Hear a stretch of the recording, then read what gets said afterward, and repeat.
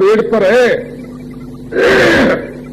कहाँ का परणे वो बसति कृता, एक पत्ते पर और जरा सा घोंसला शरीर का बना करके आप रह रहे हैं। अब ये सूख रहा है, अब इसकी डांटी पेड़ से छूटने वाली है, जरा सी हवा बहेगी और ये टूट कर गिर पड़ेगा, जीर्ण शीर्ण हो जाएगा। इसी का नाम शरीर है। शीर्यते यत्, जो जीर्ण शीर्ण हो जाए उसका नाम शरीर।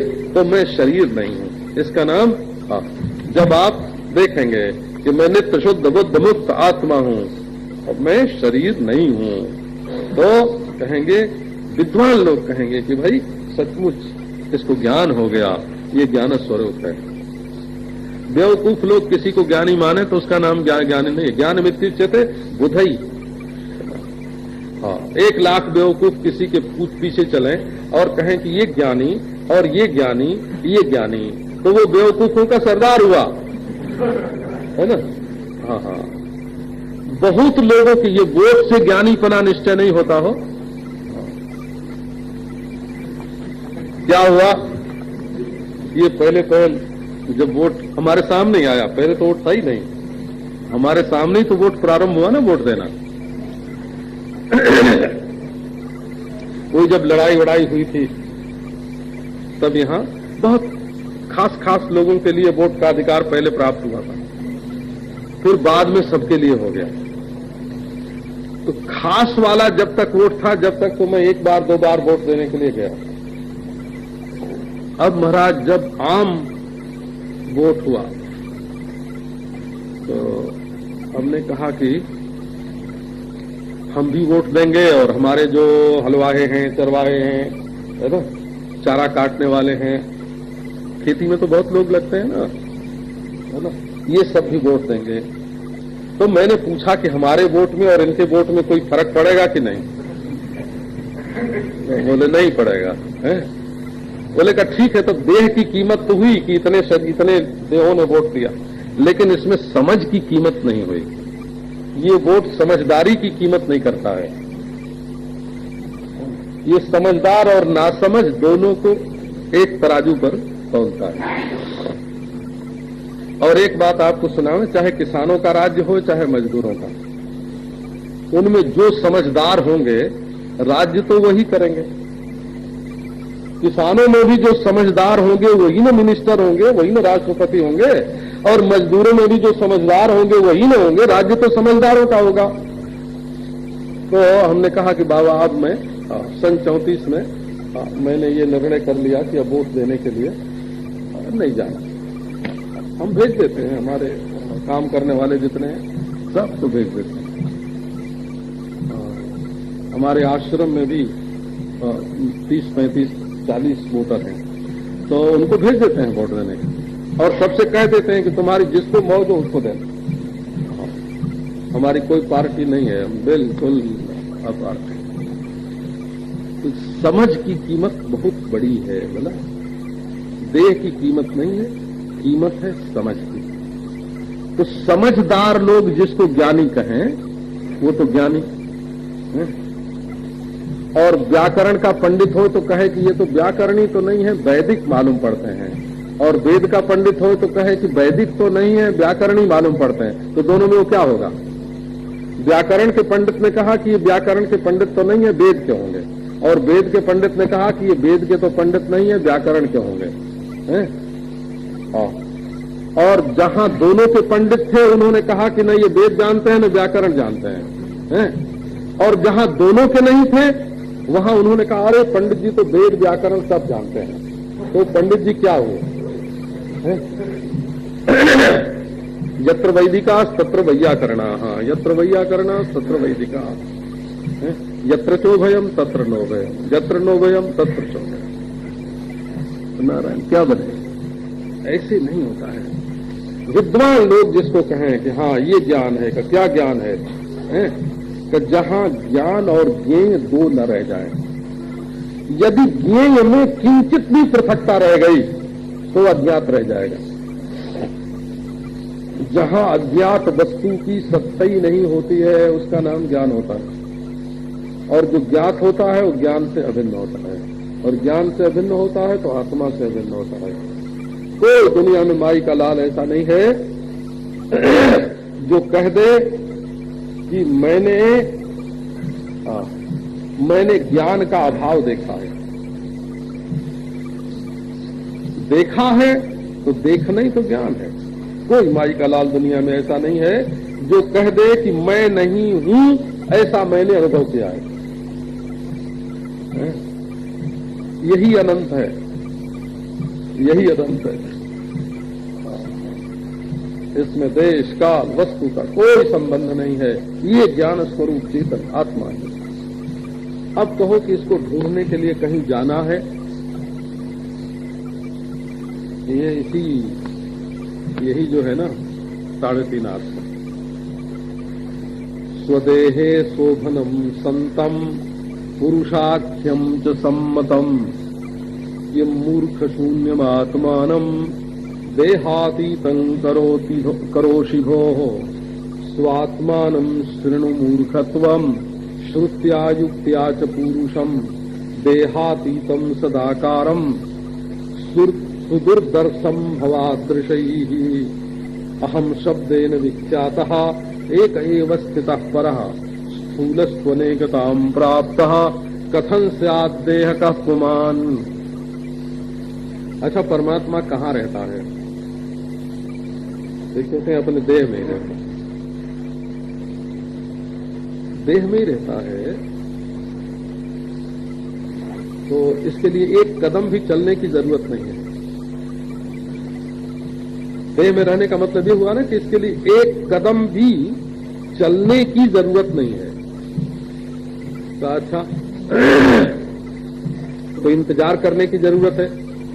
जैसे पहले बाल नहीं थे, मूछ नहीं थी, दाढ़ी नहीं थी, तो इंतजार थे, है ना, फिर आ गए ना। कैसे वो परमात्मा प्रकट हो जाएगा? बोले नहीं, उसकी इंतजार करने की जरूरत नहीं है। बहुत बच्चों को बहुत ख्याल रहता हो कि हमारे मूछ दाढ़ी नहीं आएगी। हमारे पास ऐसे बच्चे आते हैं जिन्होंने उस तरह से अपनी दाढ़ी बनाने की कोशिश की तो गाल ही कट गया। तो बोले ये क्या कर रहा था तू? तो बोले कि दाढ़ी मूछ नहीं आने से घर के लोग कहते हैं कि अभी बच्चा है ना, हमारा अपमान करते हैं, तो हम दाढ़ी मूछ जल्दी उगाना चाहते हैं। अरे एक ने तो कहा अपने बाप के लिए, ये बुढ़ा मरता ही नहीं है ना, दबा के बैठा है, सारी चीज दबा के बैठा है, हमारे खाने पीने को नहीं देता है, ये कब मरेगा? ऐसे। अरे आप लोग समझते हैं कि बेटा बहुत प्यारा होता है, ये देह काम नहीं देगा, बेटा काम नहीं देगा। ये जो तुम अपनी सारी पूंजी रख रहे हो और समझते हो कि हम नहीं मरेंगे, अनंत काल तक इसका उपभोग करते रहेंगे, ये आज नहीं कल दे देंगे, किसी काम आने वाला नहीं। तो इंतजार भी आत्मा के लिए एक कदम चलना नहीं है और 1 मिनट का इंतजार नहीं करना है। और दूसरी बात यह है कि वो तुम्हारे मैं के सिवाय दूसरी कोई चीज नहीं है। 3 बात ध्यान करो, न देह से, न मैं, न मन से, न बुद्धि से। 1 कदम तो चलना नहीं है और 1 सेकेंड की इंतजार नहीं करनी है, हैं? और नारायण तुम्हारे मैं के सिवाय दूसरी कोई चीज नहीं है।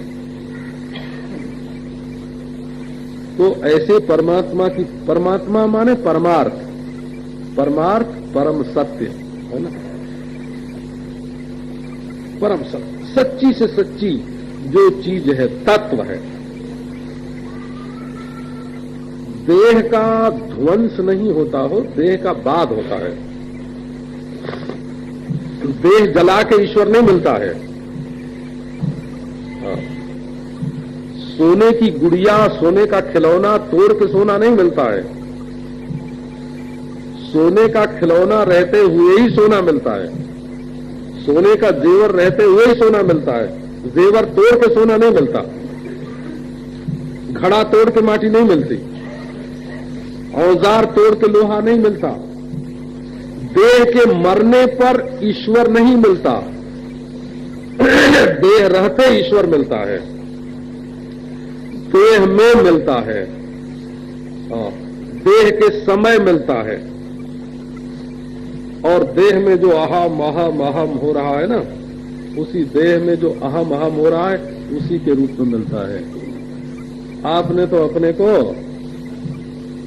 कर्म के साथ जोड़कर पापी पुण्य आत्मा बना लिया, भोग के साथ जोड़ के सुखी दुखी बना लिया, देह के साथ जोड़ करके परिच्छिन्न बना लिया, स्वर्ग नरक के साथ जोड़ करके आने जाने वाला बना लिया।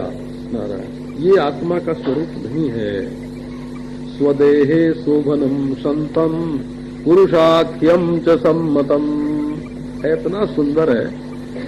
शोभन, शोभन माने सुहावना, इतना सुहावना है जैसे चांदनी चमकती है हो, जैसे समुद्र लहराता है। आत्मा है, आत्मा कैसा का? आत्मा ऐसा जैसे सूर्य चमक रहा, जैसे चांदनी छिटक रही, जैसे शीतल मंद सुगंध वायु चल रही, जैसे आकाश का विस्तार हो रहा, जैसे पृथ्वी सबका पालन पोषण कर रही, तत्व के रूप में है ना। ये जो अहम है ये कोई नशा नहीं है, कोई बुलबुला नहीं है, ये पानी का बुलबुला नहीं है, पानी है। ये फेम नहीं है, पानी है। ये बुलबुला नहीं, पानी है। ये तरंग नहीं, ये पानी है। ये चिंगारी नहीं, आग है। ये लपट नहीं, आग है। ये तत्व है, तत्व जो कभी मिट नहीं सकता, जिसमें भाग अज्ञान से न समझ, अज्ञान माने ना समझी, भ्रांति, भूल, जिसको न समझने के कारण हम परिच्छिन्न मान रहे हैं। इतना सुंदर है, इतना सुंदर, इतना मधुर, ऐसा अविनाशी सौंदर्य है जिसमें न मैल लगता है और न साबुन से धोना पड़ता है और न कोई अंगराग पाउडर लगाना पड़ता है। इतना सुंदर है ये आत्म तत्व। इतना मधुर है कि इसमें शक्कर मिलाने की जरूरत नहीं है। इतना सुख स्वरूप है कि इसमें स्त्री पुरुष के मिलन की कोई आवश्यकता नहीं है। ये स्वर्ग जिसका नाम लेते हैं, स्वर्ग का सौंदर्य वर्णन करते हैं, वो इसका घरा परा सौंदर्य है, जिसको वैकुंठ कहते हैं, गोलोक कहते हैं, साकेत कहते हैं, कैलाश कहते हैं, आलोक आकाश कहते हैं, जिसको आदि बुद्ध का निवास स्थान बोलते हैं। वो सब क्या है? तो आत्मदेव की चमक है, वो आत्मदेव की दमक है, और वो इसी शरीर में भरपूर है। इसको अगर ढूंढ के नहीं निकाला है ना, इसको नहीं पाया, अरे तुमने अपने आप को उसी रूप में नहीं जाना, ये सौंदर्य अलौकिक, उधार लिया हुआ नहीं, अध्याहार्य नहीं, ये सौंदर्य, ये माधुर्य जो दूसरे के संपर्क से आया हुआ नहीं, ये औदार्य जिसमें कभी कृपणता आती नहीं, कि ये सौशील्य जो किसी की हिंसा करता नहीं, ये अमरता, ये अद्वितीयता जिसको कभी मृत्यु स्पर्श नहीं कर सकते, ये अपने आत्मा का सौंदर्य है, आत्मा का माधुर्य है, आत्मा का औदार्य है, आत्मा का सौशील्य है, अपने आप की करामात है ये। स्वदेहे शोभनम संतम पुरुषाख्यंच सम्मतम ये मूर्ख शून्यम आत्मानम देहातीतं करोषि वे भोः। अब कल सुना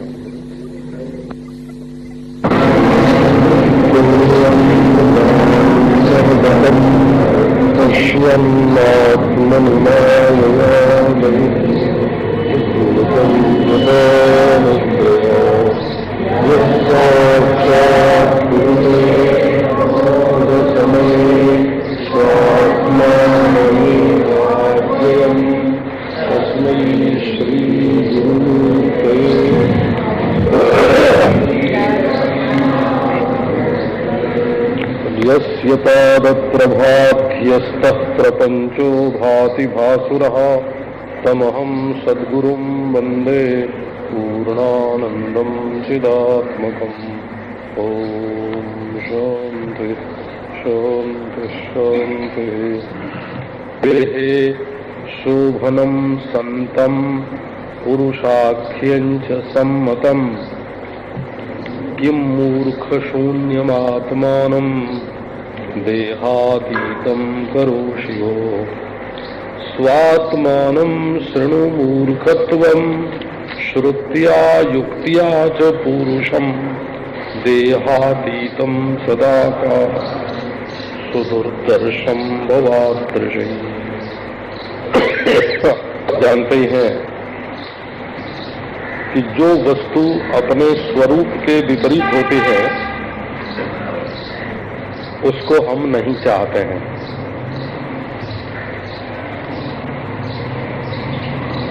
खूब बढ़िया कपड़ा पहने हुए कोई हो और उसको गंदी जगह में बैठना पड़े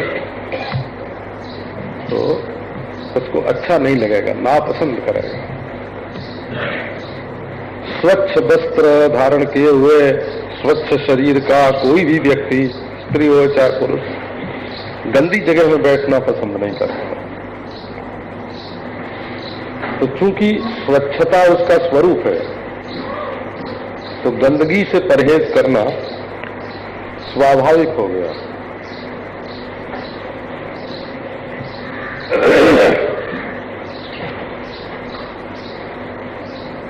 तो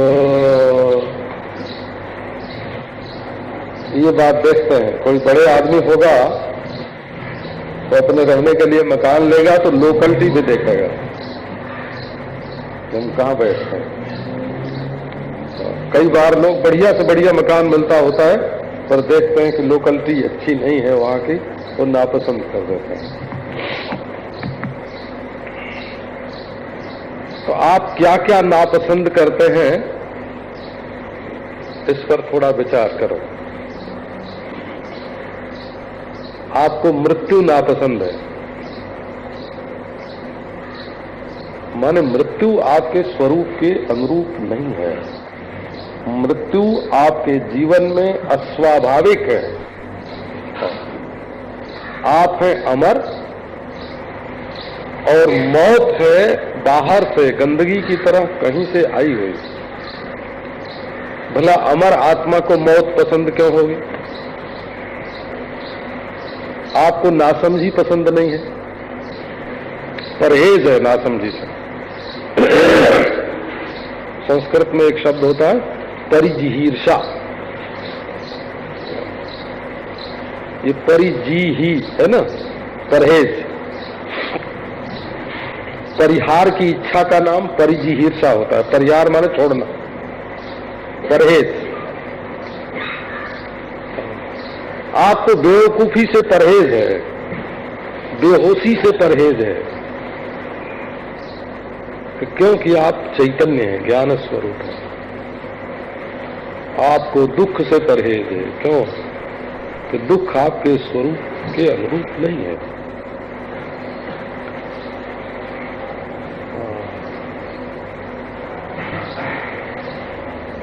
आपको बहुत संकीर्ण जगह में रहना पड़े, निकलने का रास्ता न मिले, घूमने की जगह न मिले, हवा आने की जगह न मिले, तो छोटी जगह में रहना आपको नापसंद है। क्यों? आप स्वरूप से बड़े हैं। हाँ, तो एक एक बात को आप मिला के देखिए। जो जो चीज आपको नापसंद है उससे आप विलक्षण हैं। ये परिजिहीर्षा जो चित्त में है, परहेज करने की इच्छा, किससे आप बचना चाहते हैं? जो आपके स्वरूप के विपरीत है। आप भीड़ भाड़ में हमेशा नहीं रह सकते, तो द्वैत भी आपके स्वरूप के विपरीत है। अज्ञान में हमेशा नहीं रह सकते, तो अज्ञान भी आपके स्वरूप के विपरीत है। दुश्मनों के बीच में आप नहीं रह सकते, राग द्वेष भी आपके स्वरूप के विपरीत है। तो जो जो आपके स्वरूप के विपरीत है उससे आप स्वाभाविक ही परहेज करते हैं। स्वाभाविक माने स्वाभाविक के भी माने होता है, तो बिना विचार के मालूम नहीं पड़ता है। अच्छा तो भाई स्वाभाविक माने क्या? का स्वाभाविक माने कि माँ बतावे नहीं, बाप बतावे नहीं, गुरु बतावे नहीं, शास्त्र बतावे नहीं, कोई उपदेश न करे, बिना किसी के उपदेश के, बिना नया संस्कार डाले आप जन्म से ही उस चीज को नापसंद करते हैं।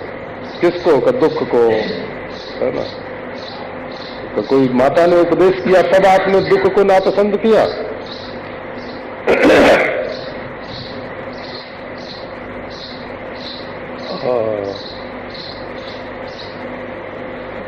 पिता के उपदेश से आपने भय को नापसंद किया? शास्त्र के उपदेश से आप दुख से, मृत्यु से बचने की कोशिश करने लगे? बिना किसी के उपदेश के, बिना किसी की शिक्षा के, बिना किसी के सिखाए आप अपने जीवन की तह में प्रवेश करो, अपने जीवन के अंतरंग में प्रवेश करो। देखो, बिना किसी के सिखाए, बिना शास्त्रोपदेश के ही आप मृत्यु से, जड़ता से, दुख से, भय से, द्वेष से, संकीर्णता से, अनेकता से आप बचने की कोशिश करते हो। अर्थात जैसे आपके शरीर की और कपड़े के लिए गंदगी आपको नापसंद है, वैसे ही अपने स्वरूप के लिए ये सब चीजें नापसंद हैं। तो शास्त्र तो आपके स्वरूप का जो सत्य है, स्वरूपगत जो सत्य है, उसका उपदेश महात्मा लोग करते हैं। स्वदेहे शोभनम संतम पुरुषाख्यंच सम्मतम। इस शरीर में मुझको क्या तू ढूंढे बंदे, मैं तो तेरे पास में। स्वदेह, स्वदेह माने अपने इस देह में।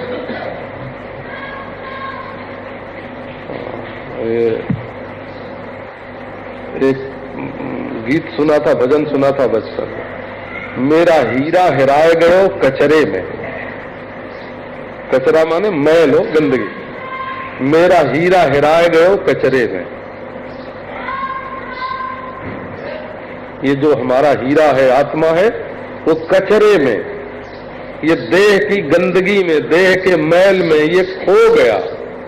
मेरा हीरा हेराए गयो कचरे में। ऐसे गाते हो तो। मेरा झुमका गिरल रे, है ना, गांव का गीत है भाई, है ना। मेरा झुमका गिरल रे, तो बरेली के बाजार में मेरा झुमका गिरल रे। ये जो भीड़ भाड़, रेल पेल, ये जो माया का बाजार लगा हुआ है, इसमें हमारा आभूषण खो। तो परमेश्वर का निवास कहाँ है? इसी शरीर में। स्वदेह,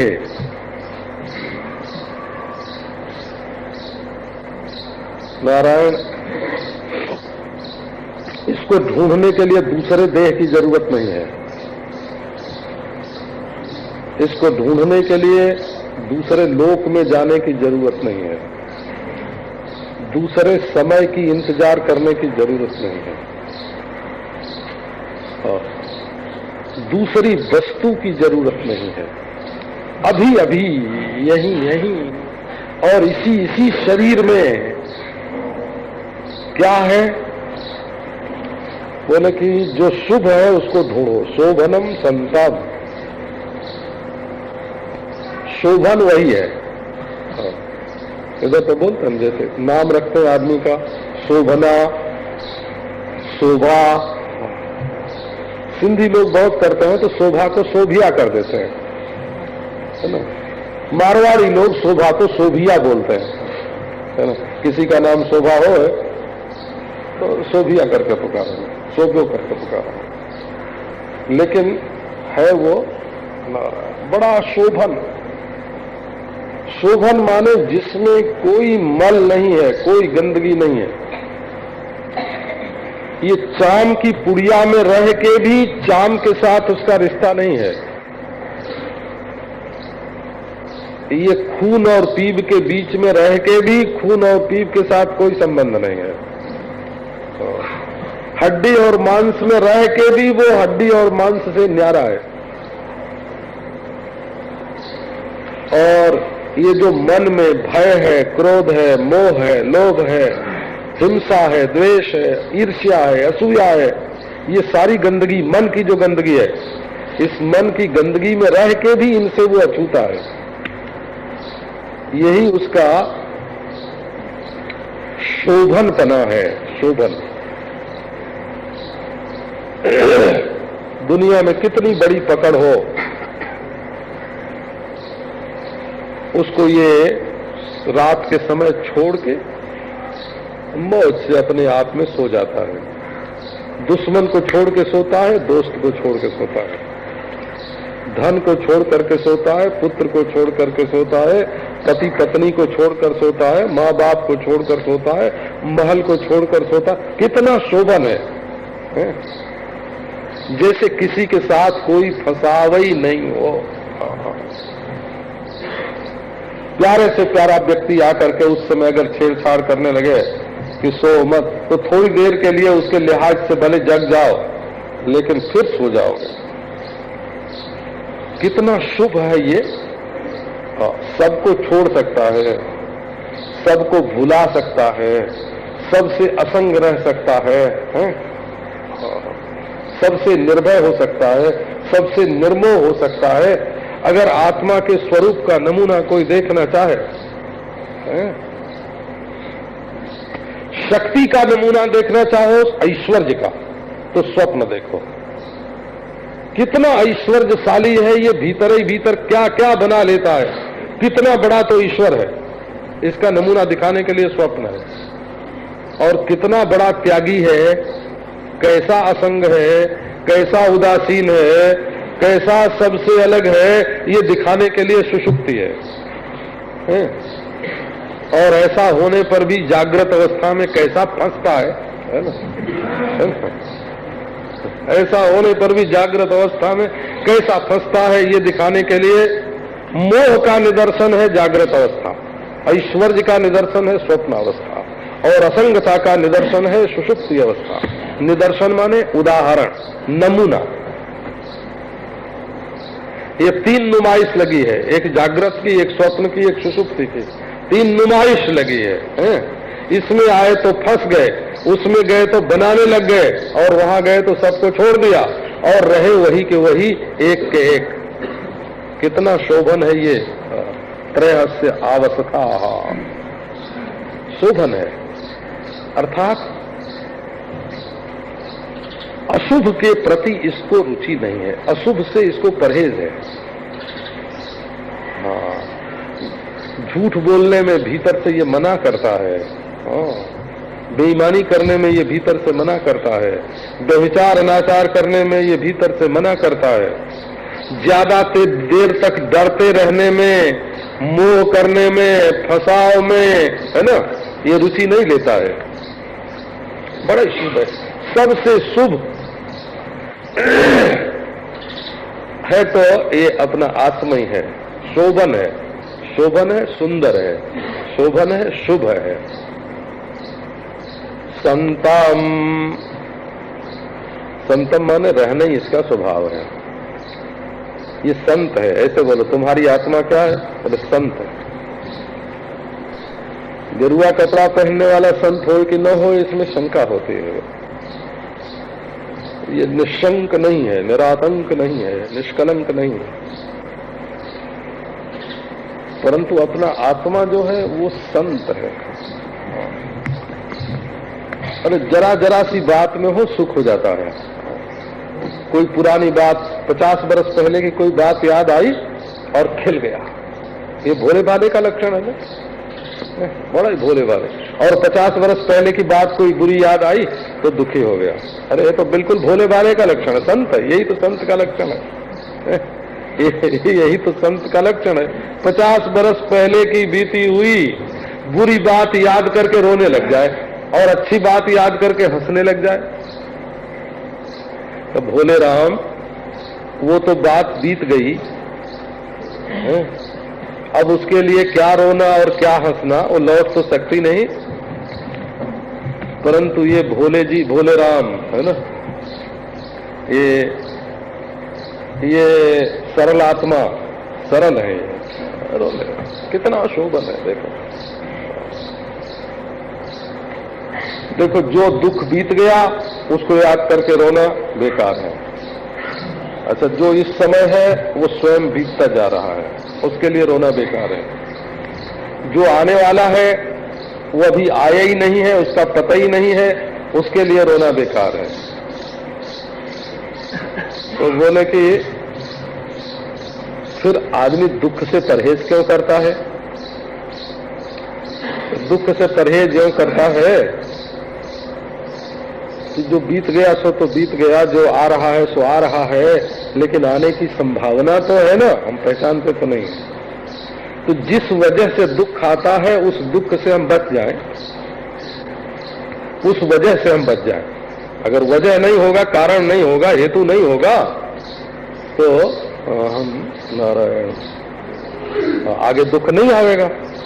और कोई ऐसा उपाय निकल आवे कि कभी दुख न हो, कहीं दुख न हो, किसी से दुख न हो। अगर ऐसा कोई निकल आवे, माने दुख की आत्यंतिक निवृत्ति हो जाए, तो उससे बढ़िया और क्या होगा?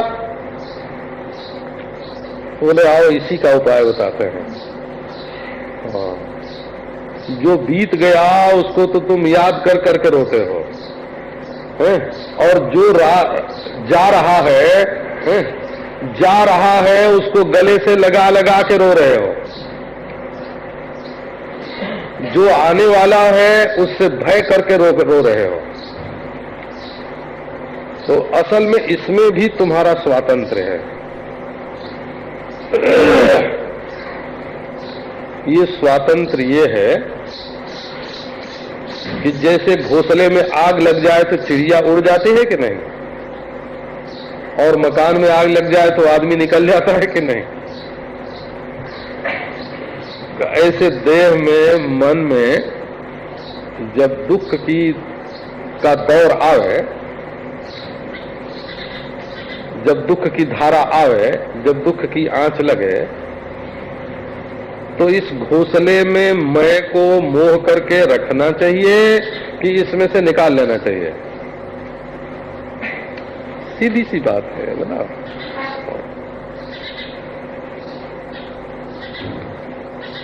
भागवत में कथा आती है कि कबूतर के बच्चे जब जाल में फंस गए तो कबूतरी रोने लगी, तो उसको भी पकड़ लिया बहेलिये ने। और जब कबूतर आया चारा लेकर के, घूम करके, तो वो खुद ही जाल में कूद पड़ा कि जहां हमारे बच्चे और हमारी पत्नी वहीं हम जाएंगे। तो घर में लगी आग। अब एक आदमी था तो बाहर, लेकिन दौड़ा हुआ आया, अरे अरे घर में हमारा पलंग है और हमारी तिजोरी है और हमारे कपड़े हैं, वो सब जल जाएगा तो जल जाएगा, तो मैं रह के क्या करूंगा। वो खुद ही जाके मकान में कूद पड़ा, है ना। तो ये शरीर जो है ना, ये शरीर नवद्वारे पूरे दे नहीं वो कुर्बन न कार्य, इसमें आग लगती है। ये सत्य है, ये यथार्थ है कि इसमें कभी कभी आग लगती है। छोटे घर में भी आग लगती है, बड़े घर में आग लगती है, पड़ोसी के घर में आग लगती है। इसका तो आग से संबंध है। परंतु इसमें बचने की युक्ति ये है कि इस घोंसले में से अपने आप को अलग कर लो। ये मैं और ये मेरा है। अलग करने का मतलब ये नहीं कि इसमें से काट के कुछ निकाला जाएगा।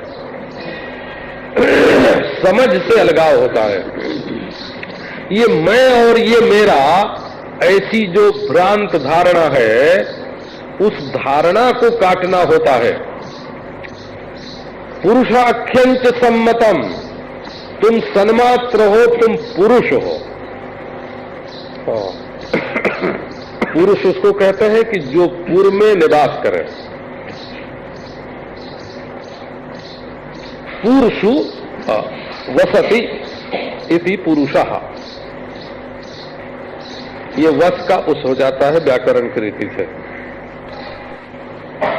तो तुम असल में पुरुष हो। तुम्हें अगर छोड़ना नहीं आता है, परहेज करना नहीं आता है, तो तुम दुनिया से के दुख से छूट नहीं सकते।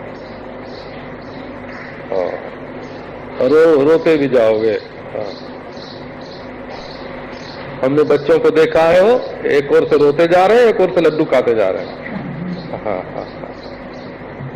तो ये पुरुष माने क्या होता है? जो छूटने वाली चीज है उसको पकड़ के बैठ जाना। और आपने सुना होगा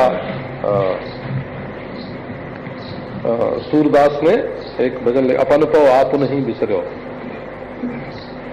अपना आपा तुम्हें भूल गया है। वो उसमें कहा उन्होंने कि नलिनी को सुगटा कहु कौने जकर्यो। एक लकड़ी का ऐसा चक्कर बनाते हैं कि तोता आके, पोपट आके उसके ऊपर बैठ जाता है, शुक आके बैठ जाता है, तो घूमने लगता है। तो घूमने लगता है तो वो और जोर से पकड़ लेता है। अब वो जब चक्कर में वो पकड़ के घूमने लगता है तो पकड़ने वाला, तोता पकड़ने वाला आके उसको पकड़ लेता है। तो क्यों पकड़ा गया? तो क्योंकि उसने उस चक्करदार चीज को छोड़ा नहीं, इसीलिए वो पकड़ा गया। तोता नहीं पकड़ा गया, वो चक्करदार चीज पकड़ी गई, लेकिन उसको उसने छोड़ा नहीं।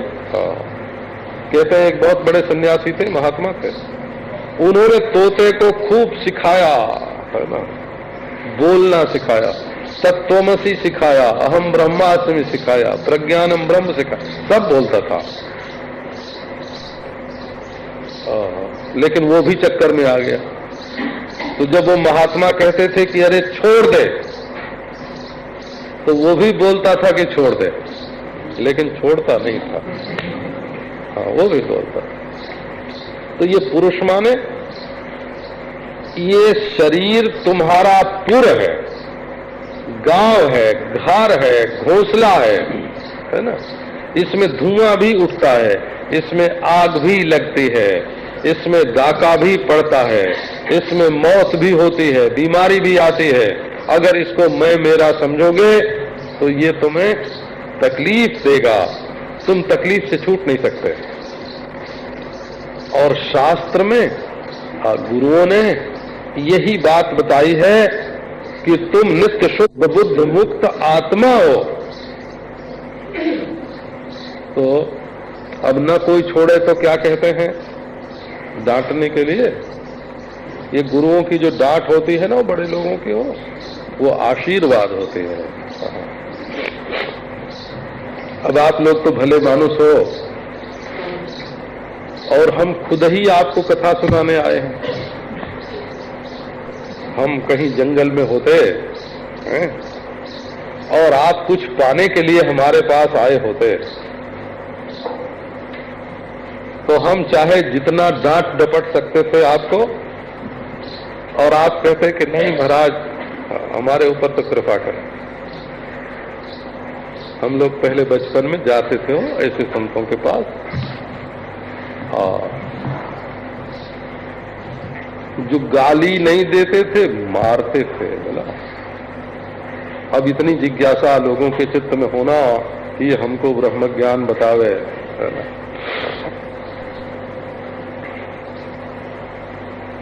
लोग लड़ते हैं कि हम आए तुम्हारे पास और तुमने हमारी ओर देखा नहीं है, हम कल से नहीं आएंगे। और कहते हैं हम अपने घर का काम धंधा छोड़ के आए, तुम हमने हमसे बात नहीं की है? हम जाते हैं।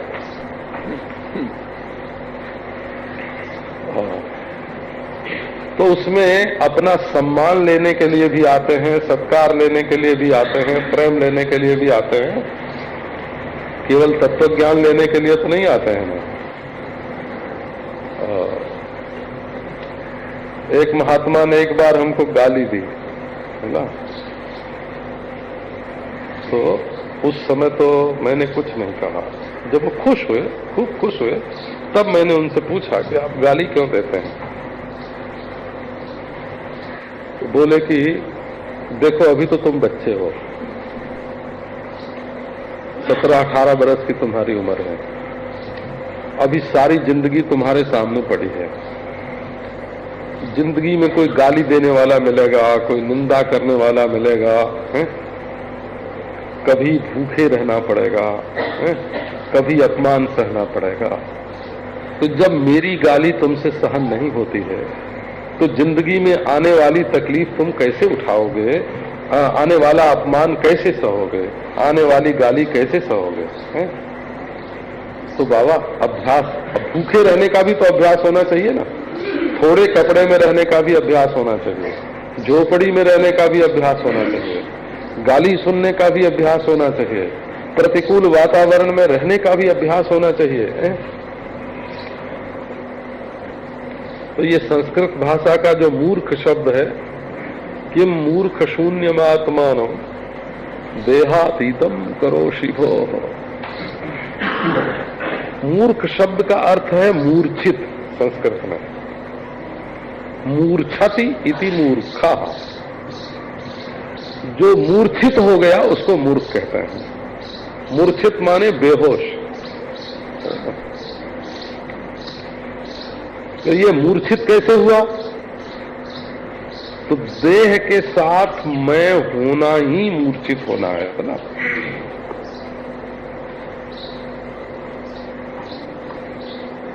तुम देखो, शरीर से हड्डी बाहर फेंक देते हैं, काट के, दांत टूटता है तो निकाल के फेंक देते हैं। कोई मान लो शरीर का अवयव कट जाए तो निकाल के फेंक देते हैं। अच्छा, उसको छुओ तो नहाना पड़ता है कि नहीं?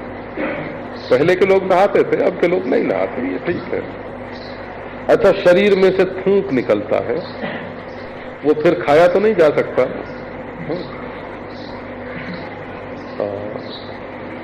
थूक निकलता है, खून निकलता है, हड्डी निकलती है, चाम निकलता है। ये सिर पर ये बड़ा सुंदर सुंदर बाल हो, है ना, जिसको सैकड़ों रुपया खर्च करके, है ना, ठीक करवाते हैं। यही जब काट दिया जाता है तो काटे हुए बाल से प्यार क्यों नहीं करते? उसको पवित्र क्यों, उसको वैसे आजकल तो दूसरे के कटे हुए बाल भी लोग अपने शरीर में लगाते हैं, हमको मालूम है बड़ा। तो सब ठीक है, लेकिन देह से जो चीज अलग हो जाती है,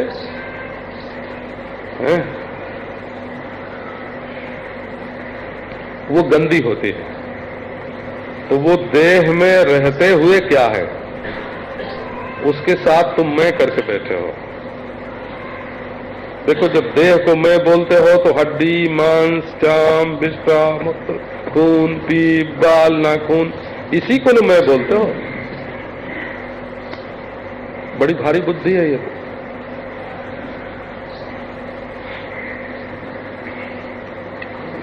तो ये कहते हैं कि देखो, तुम मूर्छित से हो गए हो। जैसे मूर्छित आदमी को गंदगी का ख्याल नहीं रहता है ना, कि शरीर में कहाँ गंदा हो गया, क्या गंदगी हो गई है, कौन आया कौन नहीं गया पहचानता नहीं है। अरे अपने आप को ही नहीं पहचानता है मूर्छित आदमी की मैं कौन हूं। तो ये मूर्छा का जो लक्षण है वो जिसमें घटित हो गए उसको मूर्ख कहते हैं। जो अपने को न पहचाने, दूसरे को न पहचाने, गंदगी को न पहचाने, गंदगी को न पहचाने, उसी का नाम तो मूर्ख होता है ना। हम समुद्र में रहने वाले जो जानवर हैं, हाँ, हम उनको मूर्ख कह रहे हैं। आप लोग बिल्कुल बेफिक्र निश्चिंत रहना। तो आत्मानम शून्यम करोसी, तुम अपने आप को आत्मज्ञान से, ब्रह्म ज्ञान से रहित अपने आप को शून्य कर रहे हो।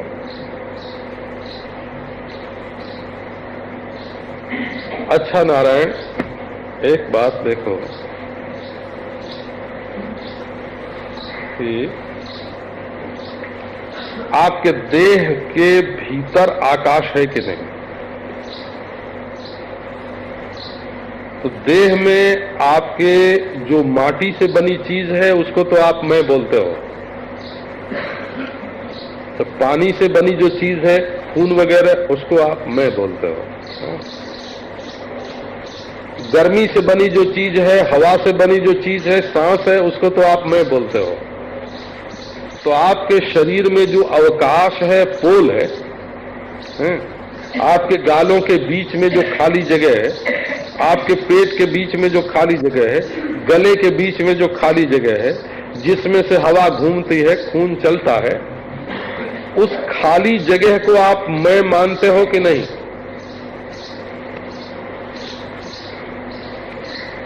बोले इतना सोचने का हमको कभी मौका ही नहीं है। यदि आप उस खाली जगह को, आकाश को, अवकाश को, दिक् को यदि आप मैं मानते हो, तो संपूर्ण विश्व सृष्टि में वो आकाश एक ही है।